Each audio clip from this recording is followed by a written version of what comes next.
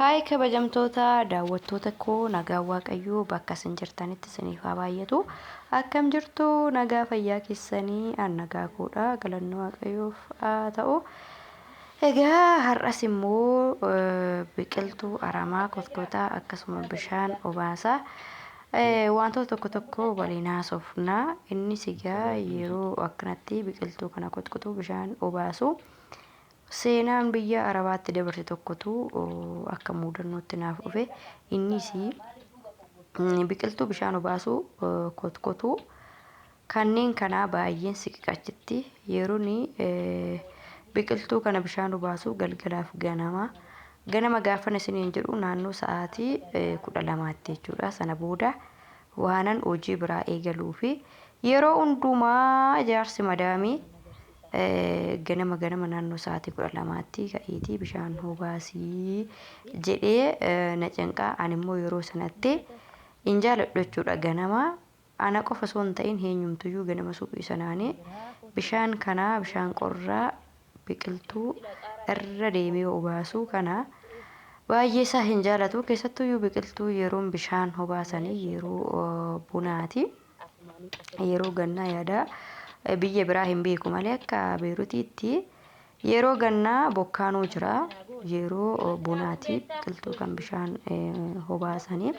Haa ta'u malee yeroo bunaa sana qilleensillee waan jiruuf ganama suphii sana yeroo ka'ee bishaan obaasinaan jedhu sana baay'ee isaanitti hin tolu. Gidduudhuma kiyyaa ka'a.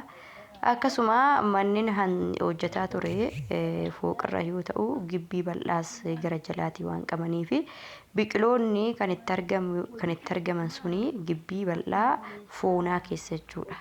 Foonaa keessaa yeroon biqiltuun baay'eedha jechuudha. Biqiltuu gaafa isiniin jedhu biqiltuu akka kanaa gadi gaggabaabatti xiqqoo osoo hin ta'in mukeen mimmiidhagoo akka dallaatti jechuudha.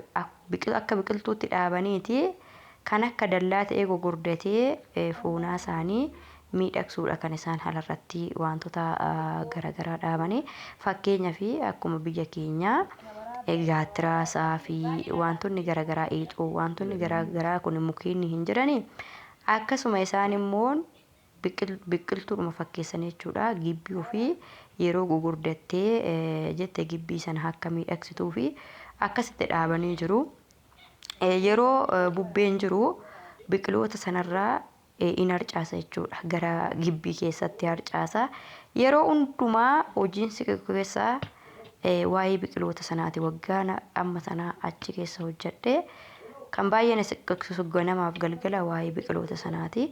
Biqiloonni xiqqoodhuma qilleensi wayii ka'ee biqiloonni sun baalli gara gibbii keessatti harcaananii nan ara jechuudha. Hojii mana keessaallee waan fedhe yoon hojjechaa jiraadhe fakkeenya mana qulqulleessaa yoon jiraadhe kaawuyyaa gochaa yoon jiraadhe waan kamiyyuu hojjechaa yoon jiraadhe dirqama biqiloota sanarraa harca'ee gara gibbiitti harcaananii innasuyyuu na waamanii koottutiiti harinaan jedhu.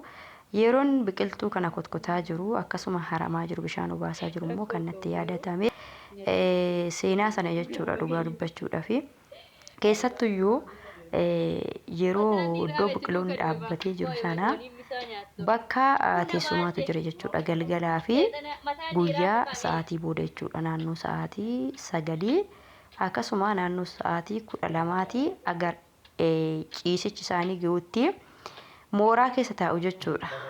Namoonni baay'een hin beektu biyya Arabaati. Mana keessa namoonni akka Beerutiitti yoo ta'e akka biyya biraa hin beeku malee aduun dhiinanii ala taa'u malee ala iddoo taa'antu jira. Ala taa'u teessoon wanti hundumtuu ulaagaa guutee hin jira. Ala taa'u malee mana hin taa'an jechuudha. Keessattuyyuu naannoo immoo sa'aatii misaa hedda nyaatanii naannoo sa'aatii 8-9ttis haluma taa'anii buna dhuguu. Akka biyya biraa hin beeku. Akka mana hojjetaa turetti garuu akkasi. Dirqama immoo gibbiin sun keessi uumni mukaa bu'uu hin qabu. Guyyaadhaan hin qulqulleessa. Ganama sa'aatii 12tti ka'ee yeroo bunaa jechuudha. Biqiloota bishaan obaasin sana booda gibbii keessaa qulqulleessan sirriitti qulqulleessa akkuma manaatti gibbii keessa qulqulleessan deebi'ee shaayii koo dhugee sana booda hojii manaa eegala jechuudha. Hojii mana keessaa fakkeenyaaf kaawuyyaa haa ta'u mana qulqulleessuu haa ta'u hojii mana keessaa eegal. Ani yeroo kana garuu ganama sa'aatii 12 ka'ee biqiloota bishaan obaasee gibbii qulqulleessuu baay'een siqiqa. Sababni an siqiquu fi hojii biraa hojjedhee xiqqoo hidda haduun hoo'e jechuudha. Dhugaa dubbachuudhaaf hidda haduun bishaan obaasee gibbii sana keessa dirqama koo biqiloota bishaan obaasee deebi'ee hojii biraa hojjedhee gibbiin qulqulleessu. Sun lamaan walumaan ajajni walumaan waan ta'eef osoo 12tti ka'iitii biqiltuu bishaan obaasii sana booda deebi'iitii yeroo aduun xiqqoo ishee hoo'e gibbii qulqulleessinaan jedhanii baay'ee natti tola. Garuu isaan filannoon isaanii immoo akkas miti. Biqiloota bishaan obaaftee bishaan iyyuu lafarra yaa'ee gibbii balleesse waan ta'eef achumaan xaragdee baata qulqulleessitee baata siin jedhu. Egaa natti yaadatame jechuudha har'a.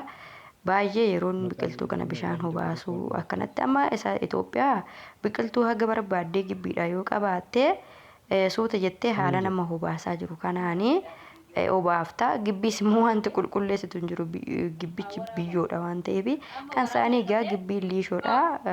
Gibbiin akka mana Itoophiyaa fakkeenyaaf fi manni Itoophiyaatu iyyuu amma gibbii isaaniiyyuu tokko yoo ta'e malee agasiyyuu hin ga'u. Kan isaanii gibbiin isaanis tolaadha, manni isaanis tolaadha. Kanaaf egaa dirqama gibbii isaanii keessatti bishaan gannam'ee akkasuma mukeen irraa baalli harca'ee sinii sanii dirqama kee hojiidha waan jedhamuuf si caqaccaqu gibbiitti waan akkanaa mukoon akkanaa harca'ee Arisiin jedhuu hin artaa bishaan obaasi sa'aatii sittin tolles bishaan obaasiin jedhu.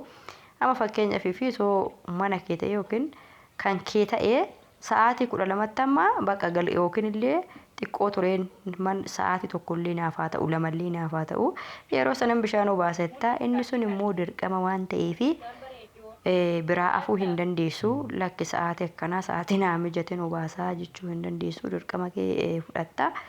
Egaa ganamaan irra jireessa jaarsichatu ka'ii bishaan obaasii naan jedhee na cinqaa. Innaan bishaan obaase immoo jaartittitu natti darbaa achumaan gibbii qulqulleesse maal jetti. Kanatu baay'ee na siqisaa na dabbara ture.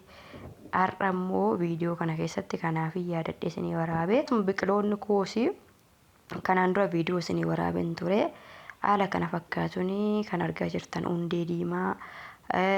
Qaaraadha, shonkooraa, muuziidha, paappayaadha, abukaadoodha. Kanneen kanatu naaf qabate. Kanaan dura kan inni isinitti agarsiise keessaa kanneen kanatu naa qabate. Hundee diimaa akkuma argitan kun bishaan irra dhaabeen obaasaa jira. Hedduu baay'ee naaf qabateera. Ijatti illee anis illee ol qaqqabee isinitti agarsiisan ture hedduu